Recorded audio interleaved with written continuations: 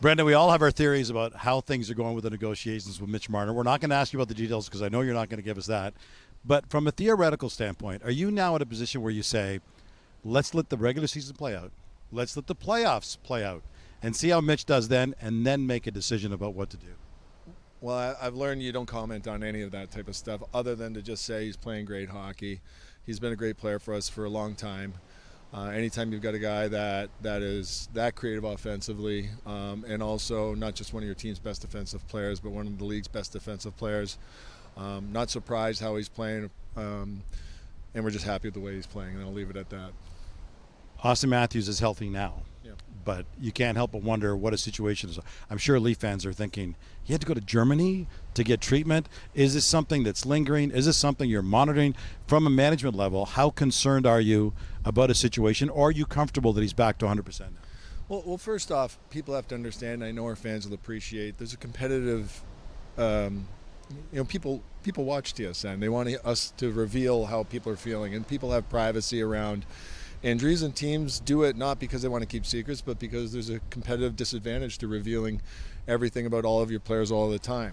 So as far as Auston goes, whether it's Auston or any player on our team, we're always going to do everything we can to give every player every single opportunity for him to get better, feel better, and there was nothing really unusual about it. Glad that he's back. We certainly missed him. He's an important part of our team. I think that he would be the first to say that he was missing it and wanted to get back. But as far as, helping facilitate some of the relationships he has in the medicine world and with different practitioners around the world, we want to be on the cutting edge as well. And if we have to help somebody see somebody, we just want to get the player healthy and get the player back on the ice. When you and I were having the discussion at these meetings this time last year, it was clear you wanted to see a shift in your team in terms of character. For lack of a better term, more shanty-like hockey, more like the way you played the game in your days when it was so successful. I'd like them to be better than me, but thank you. Okay. You were pretty successful. So now a year later, 12 months later, Brad's brought in a number of different bodies. Yeah. Craig Berube behind the bench with a different philosophy. What is your assessment of where you're at right now and your ability to compete and go deeper in the playoffs? Yeah, well, I do think a shift occurred last year with the team, and sort of was a conscious shift by Brad and I, and then I think Brad and his staff added some people this offseason, including the coaching change we made. And look, Sheldon Keefe's a great coach. He's doing a great job in New Jersey. Sometimes, as we see in the NHL and we see with some recent teams, sometimes a new voice and a fresh voice is just what's needed. But Craig felt like the right coach at the right time. And the big shift between this year and previous years is our play on the defensive side. And that's, if you've, really sort of admire what Florida did. They weren't known as a defensive team. They kind of made a collective decision as a group that they were going to be an outstanding defensive team, and it got them a championship. So I think players go through different arcs throughout their career. Sometimes it's about the individuals you have on the team, and sometimes it's about the individuals that you have collectively coming together and making a decision to be better defensively. So I give Craig Berube and the staff a lot of credit for that, but I give our players a lot of credit. But there's a long way to go, and but so far the commitment on the defensive side of the puck, the goaltending that we've been getting, knock on wood, we just want to keep improving, getting better at that. I saw you chatting with George Peros of the Department of Player Safety on your way out of the meetings today. Couldn't help but notice that.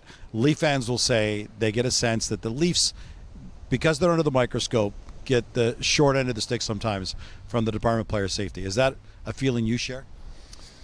Well, I think that we all get mad when our guy gets suspended, right? Even me, like we all do. But having done the job and knowing the integrity that George Peros has, his integrity is not ever something you'd want to put into question. But I do think from time to time, especially because I did the job, he and I like to talk, and we like to talk about different things that are going around the league and some of the decisions and thought processes. And it's always better when you wait a few days or a couple of weeks to get those out. You're a little calmer, he's a little calmer, and at the end of the day, you always just want what's best for your team. George is trying to do what's best for the league. I'm just trying to do what's best for the Toronto Maple Leafs. One final question. This is about you personally now. Our understanding is you're in the final year of your 6-year extension that you signed with the Toronto Maple Leafs organization. What does your future look like with this organization?